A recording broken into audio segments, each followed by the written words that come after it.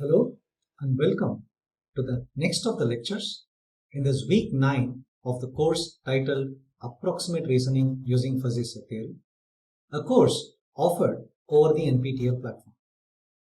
In this lecture, we will discuss the continuous models obtainable from compositional rule of inference and the Bangalore cohort subproduct inference schemes. A quick recap of what we have seen so far related to the continuous models of FRI. Once again, the setting is that of a residuated lattice.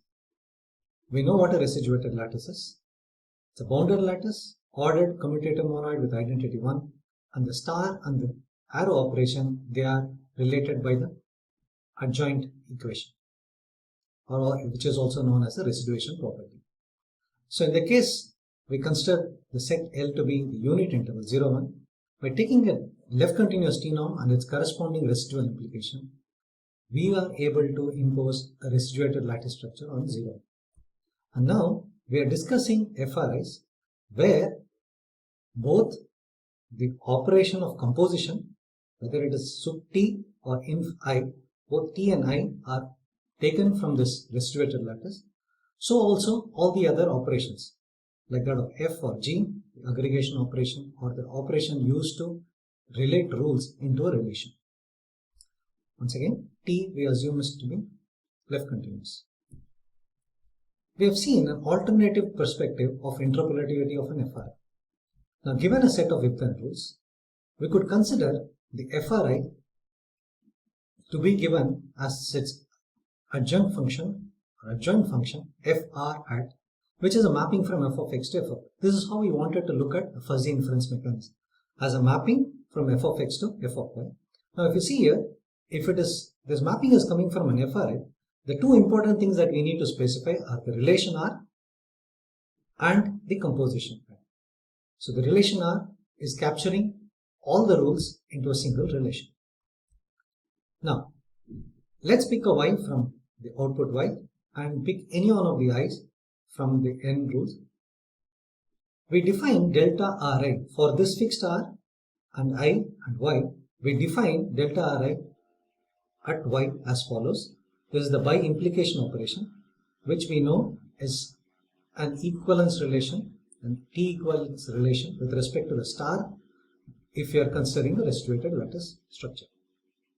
Now we have seen that if you fix an I and if for all y, if delta Ri of y is 1, then clearly it means that FR at this adjoint function of the FRI is in fact giving us the output as Bi when the input is Ai. So for this I, if the antecedent Ai is given as the output, the input, then FR at Ai is essentially giving us Bi, the corresponding consequent. Now, this could also be written like this because this is true for every y, which means this adjoint function FR at is interpolative with respect to this rule base that we are considering.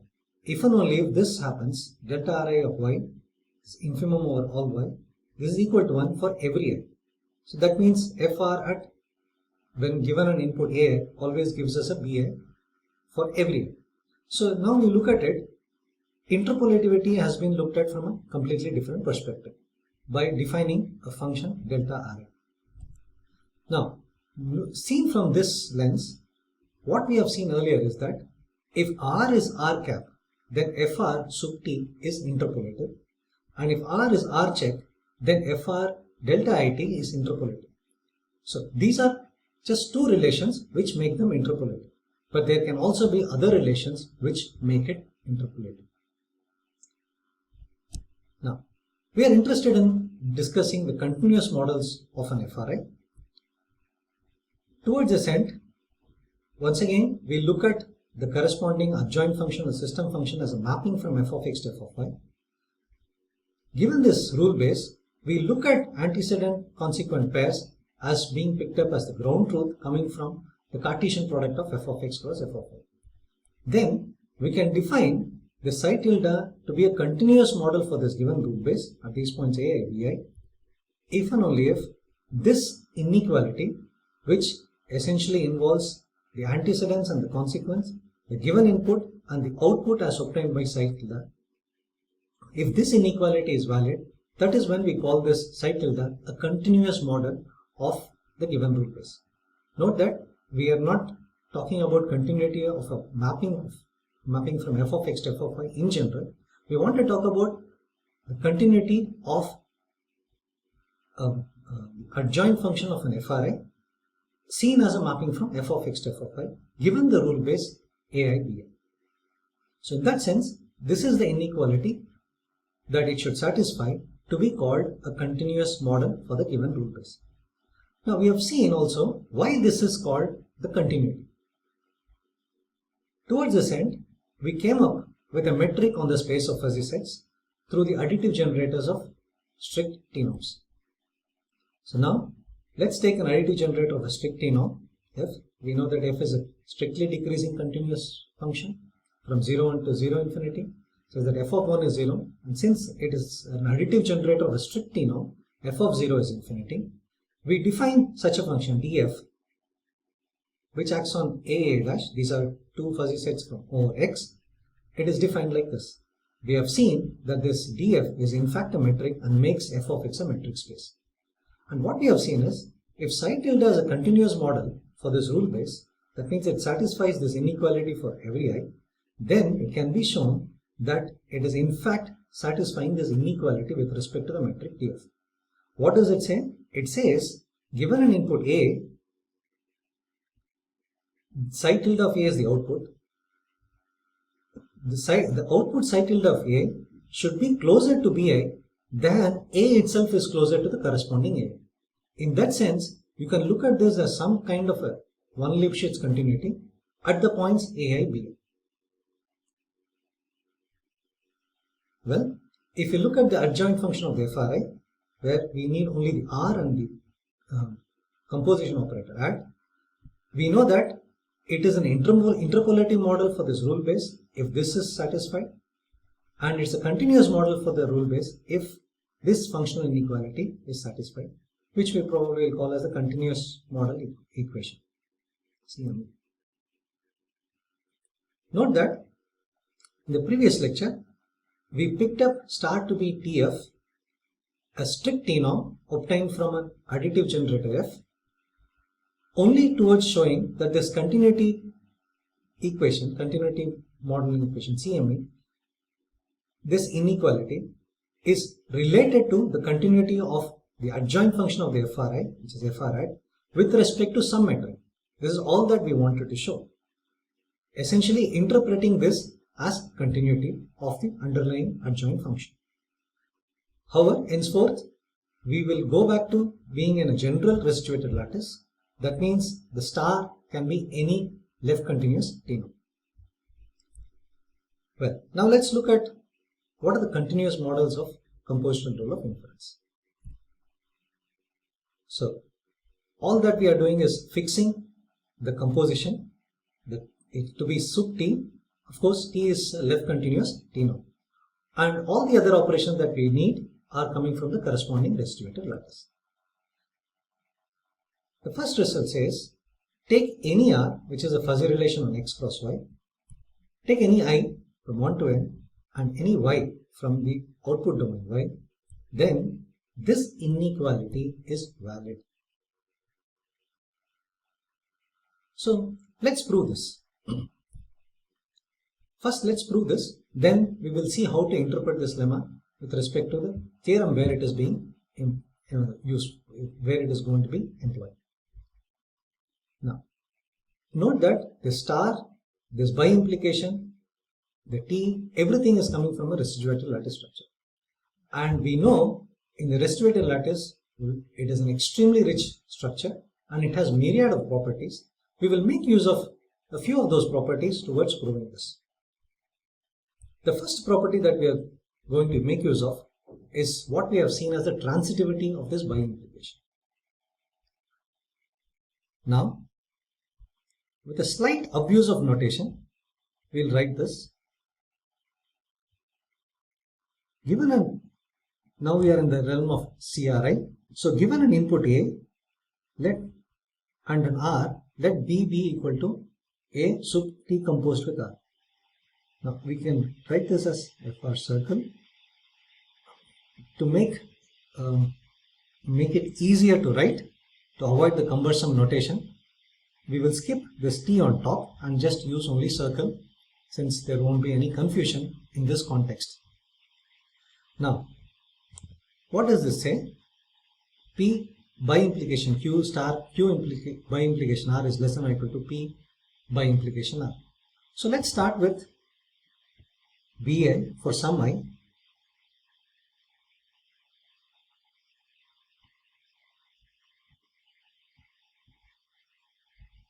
Now look at this.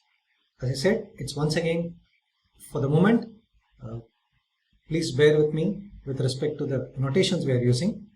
Note that this by implication will actually act on the membership values, on the values from 0, 1. However, for the moment we will write it like this and then finally apply it on a particular value. So now if you take this star FR circle AI by implication FR circle A, we know this is in fact less than or equal to, by the transitivity property, look at this as P and this as Q, this as Q, this as R. So then what we get is, it should be less than or equal to P by implies R. Now the P is BI by implies R.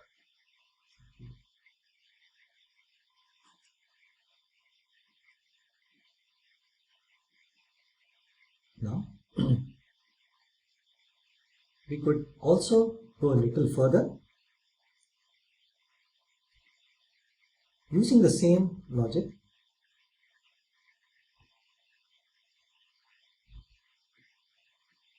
But perhaps write it like this also.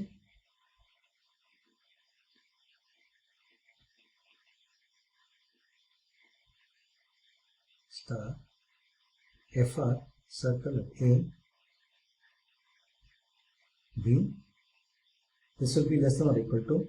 Note that because we are applying star again here, by the monotonicity, we'll have BI if and only if by implies FR circle at A, star FR circle at A by implies B. Once again, by the transitivity, this entire thing can be written as.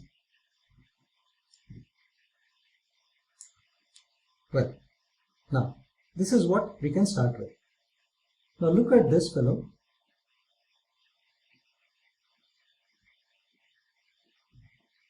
Look at each one of these terms. Now this term essentially, B by definition is in fact FR circle at A. So now by the by implication, property of by implication, we know this is 1. Let's consider the second term. This is FR circle A by implies FR circle of A. Now this is equal to AI circle R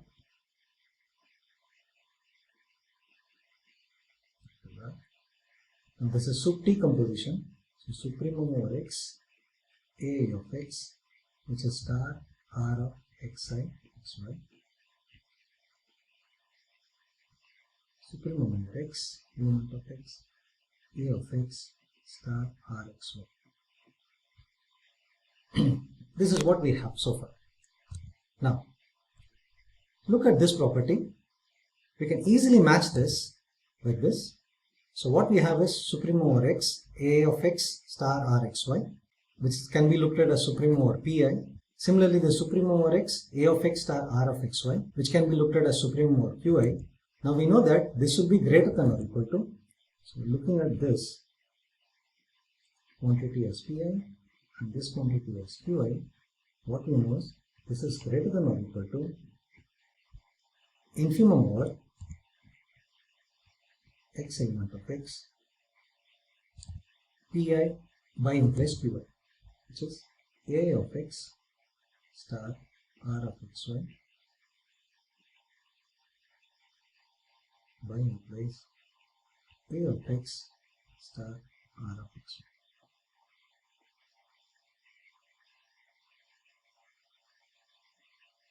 Well, what's the next step now? We also have this property, P by implies Q star R by implies S is less than or equal to P star R by implies Q star S. Once again, look at this. What we want is looking at this as P and this as R and this as Q and this as S. So we know that P star R by implies Q star S is greater than or equal to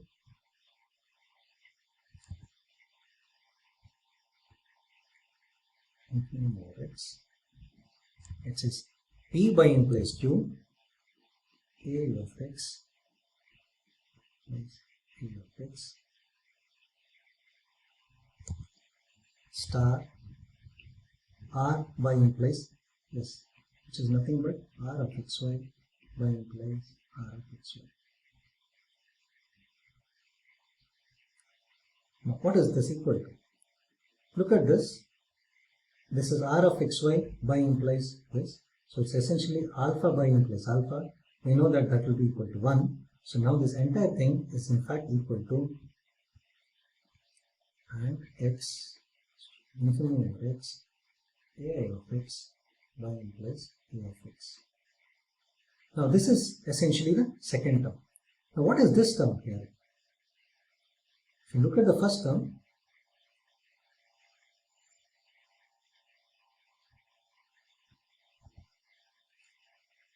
we are taking that to be bi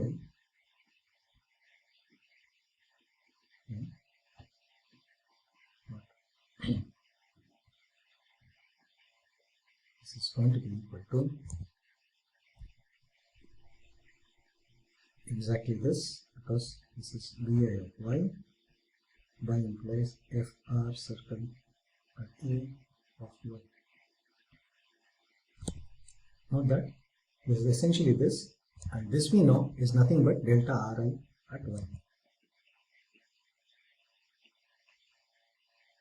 So now substituting them here,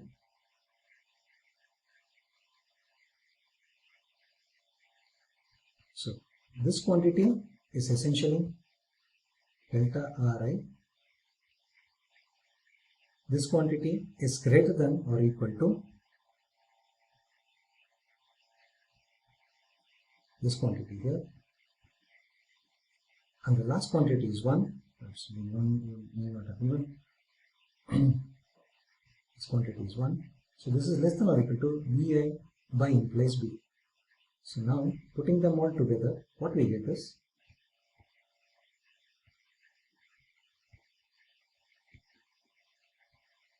greater than or equal to delta Ri star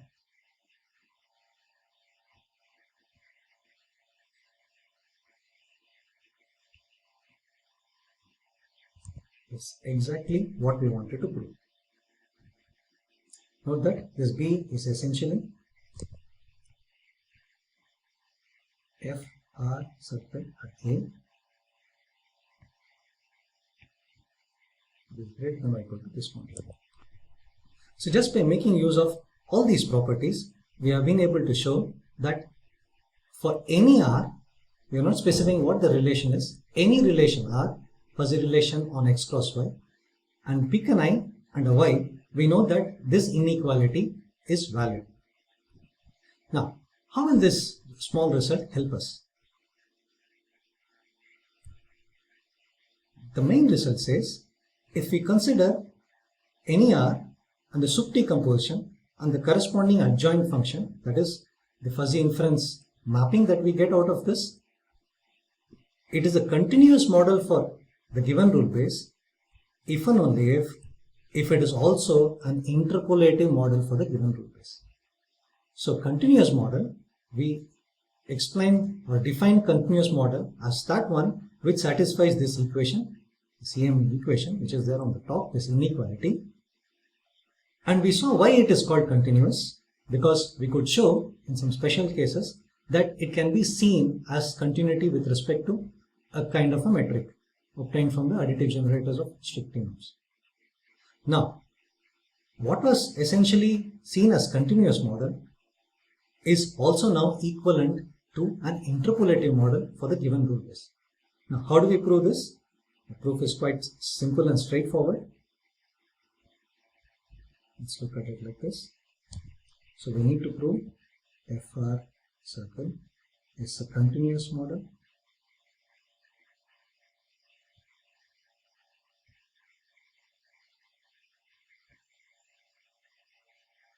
if and only if FR circle is an interpolative model. But the reverse implication is straightforward. If it is interpolative, what we do know is delta Ri of y is actually equal to 1, because that is what interpolativity is.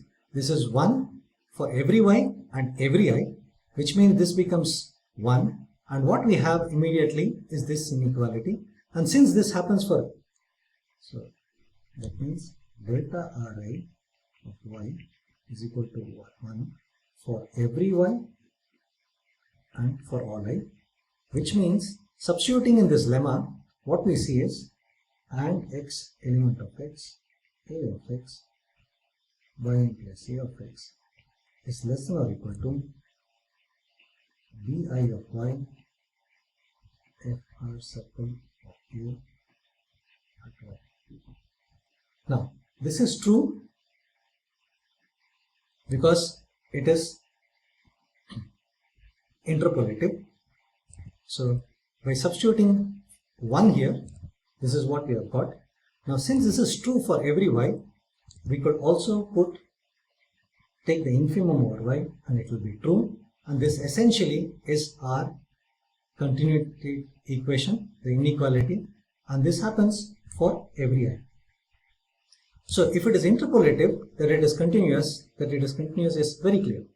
Now, let us show that if it is continuous, then it is also interpolative. Once again, the proof is not very difficult. We need to show the forward implication. So what we have is that it is continuous. Now, continuous means this equation is valid for all I. So let's fix an I. Let I not be fixed. Now, it is valid for this I naught also. Now that means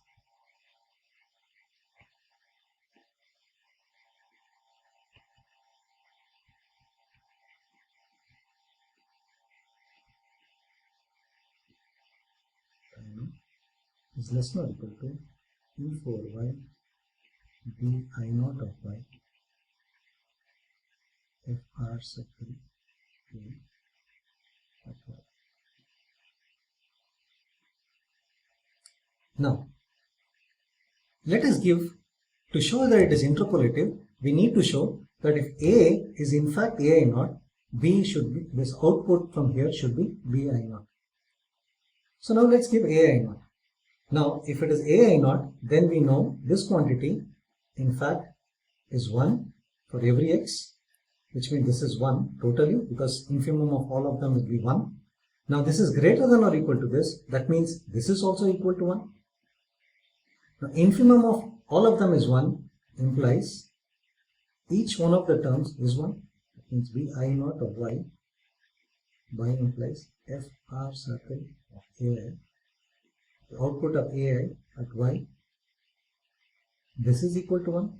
But now this is a by implication. We know that if it is equal to 1, then both of them are same. That means bi naught of y is equal to fr circle ai at y. Now this happens for every y and y, which means bi naught is in fact equal to fr circle of ai. Now this I naught is arbitrary, so that means it will happen for any one of those n's. So now what we have seen is, in a nutshell, we looked at interpolativity of an FRA in a different way.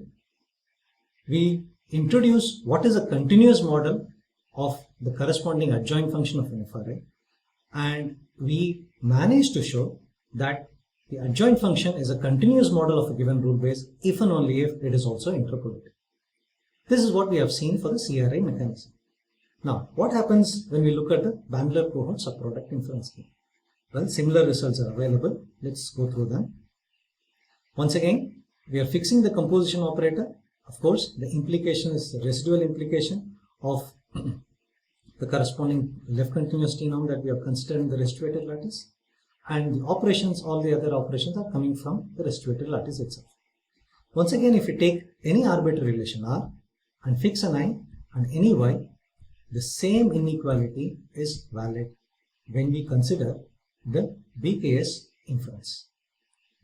Now, once again, the proof here follows.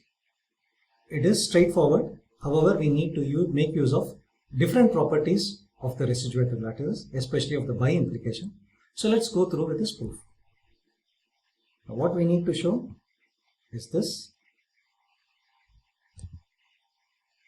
Once again, we need to show and infimum over x, a of x, by implies a of x, star delta ri y is less than or equal to df of y, by implies f r. Once again, we will just use the delta, that it is the implication is an IT, it's a residual implication of the corresponding left continuous T-norm is obvious. F r a. So this is what we want to prove. Let's start with taking the same. So we know that bi fr delta at ai star fr delta ai by implies fr delta a is less than or equal to bi by implies fr delta at a. Note that this is what we have called b. So given an a is b that we are going to get. So now this comes from the corresponding transitivity equation which we have seen. So now it is immediately clear that this is nothing but delta ri for this particular composition. So it essentially boils down to looking at this term. Once again, let's look at the term here. So this is fr delta of ai by implies fr delta of a. So now if you write this here, it's nothing but note that it is the BKS subproduct. So we have a of x implies ri r of xy by implies infimum over x limit of x a of x by implies.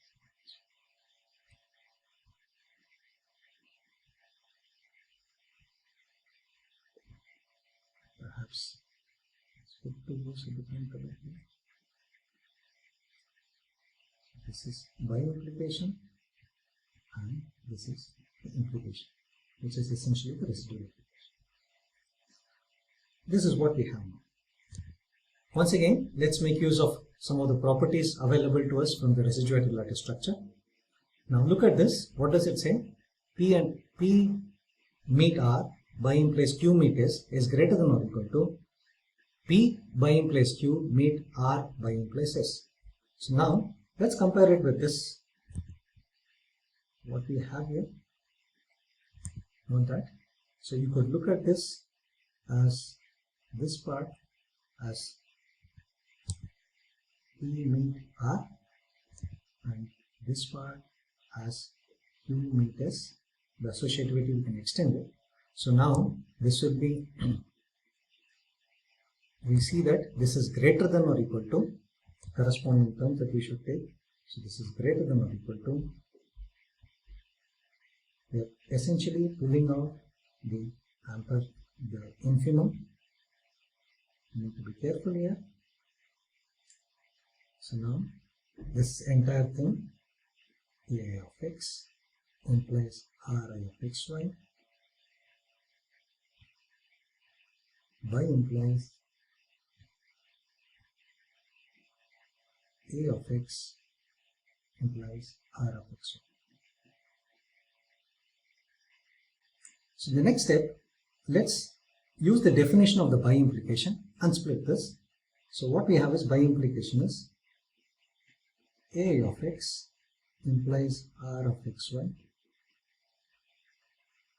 Now just implies A of x implies R of xy.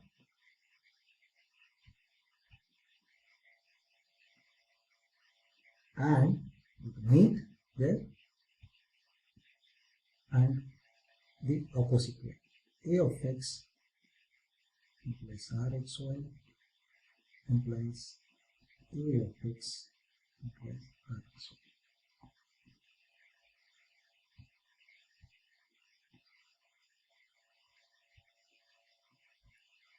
So this is essentially from the definition of the corresponding by implication operation. Now, we also know this law of importation, which says that P implies Q implies R is equal to P star Q implies R, or Q star implies P implies R, because of the commutativity of star. So let's try to use that. Now for that, what are we going to choose as P, Q and R? Let's choose this as P, this as Q and this as R. Similarly, we'll choose this as P, this as Q and this as R. So what we will have is equality here. Now this comes here, A of x star A of x implies R of xy implies R of xy.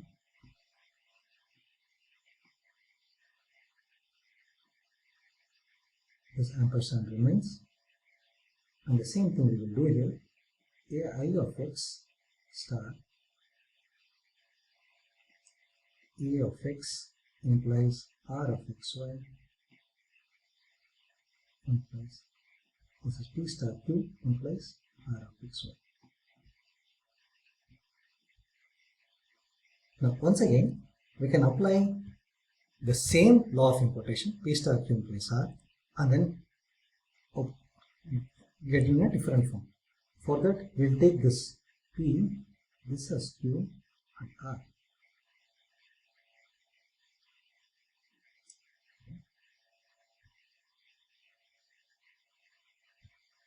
This entire thing as Q and this as R.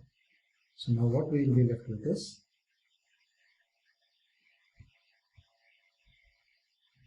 infimum over x. Now P implies Q implies R. So this is P implies, this is Q, A of x implies R of xy implies R.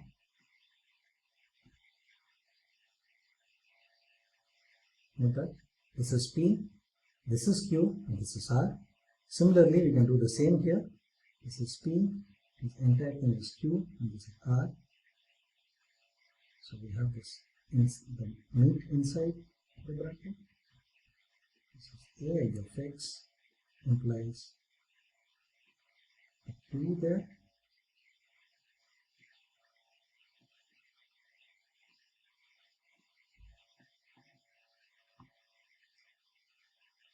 And that.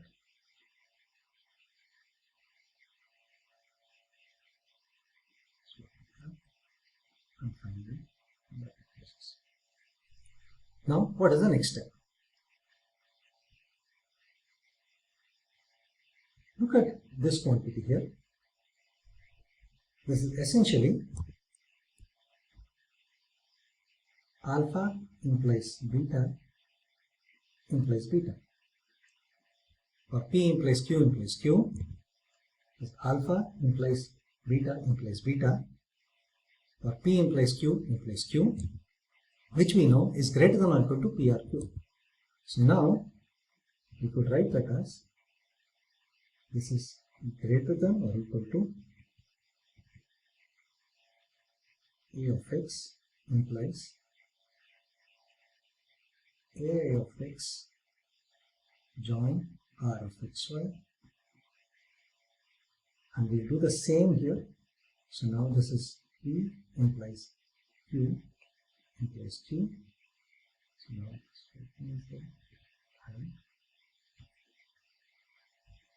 this AI will remain. AI of x implies A of x join R of xy.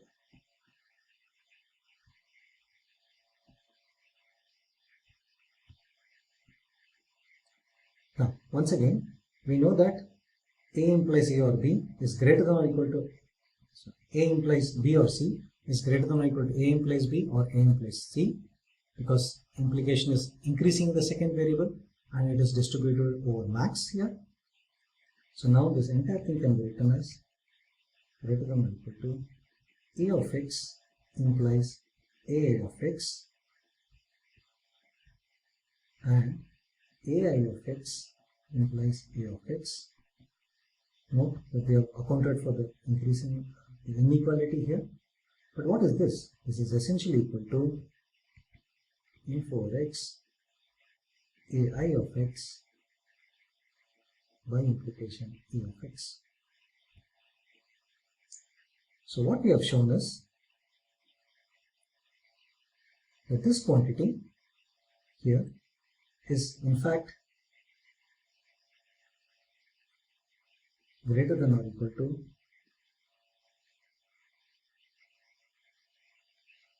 infimum over x AI,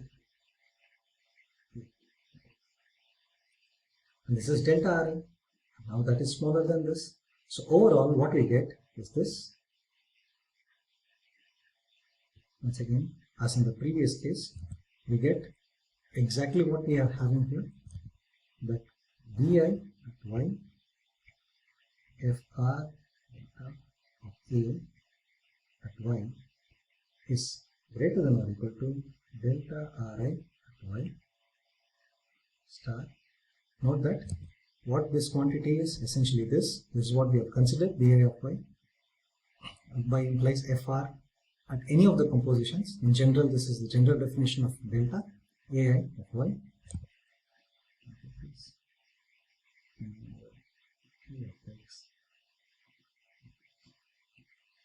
Is exactly the inequality we wanted, and we have seen that the same inequality, that is this lemma, is also valid when we use BKS inference or the inf IT composition.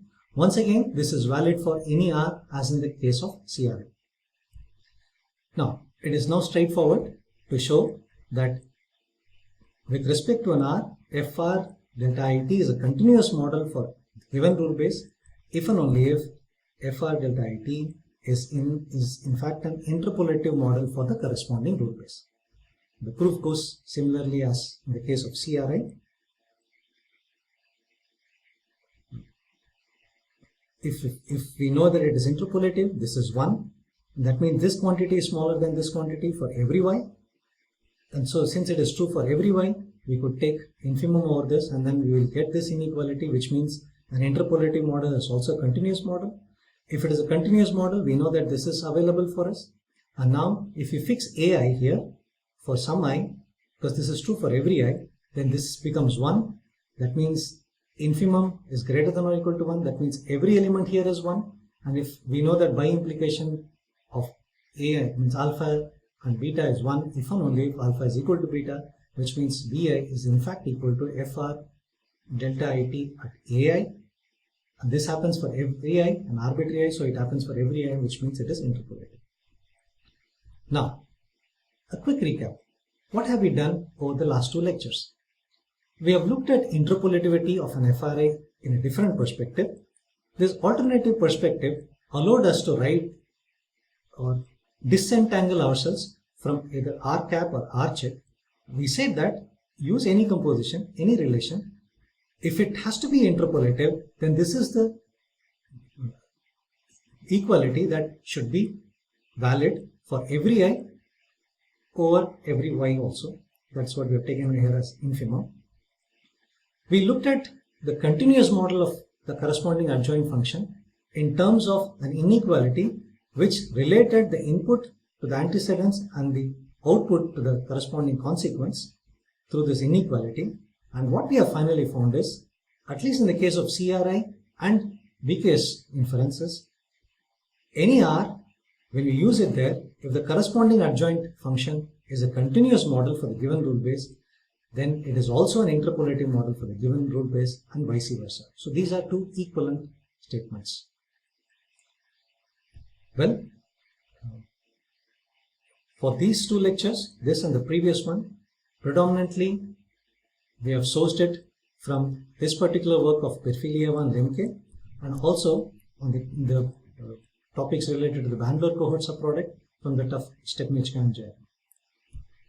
In the next lecture, we will look at continuity of SBR, the similarity based reasoning scheme. Glad that you could join us for this lecture. Hope to meet you soon in the next lecture. Thank you all.